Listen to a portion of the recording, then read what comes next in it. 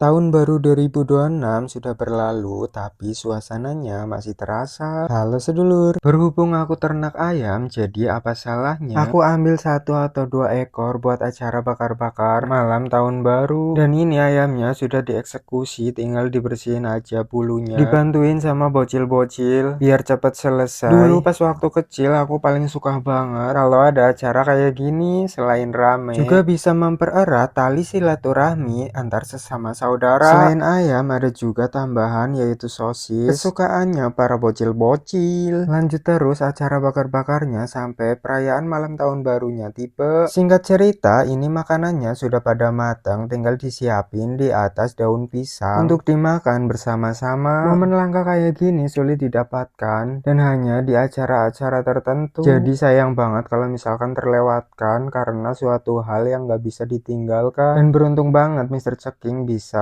ikut menikmati kegiatan ini. Mudah-mudahan di tahun 2026 ini Mr. Ceking jauh jadi pribadi yang lebih baik dari sebelumnya. Sudah dulu ya, Mr. Ceking mau makan dulu. Bismillah.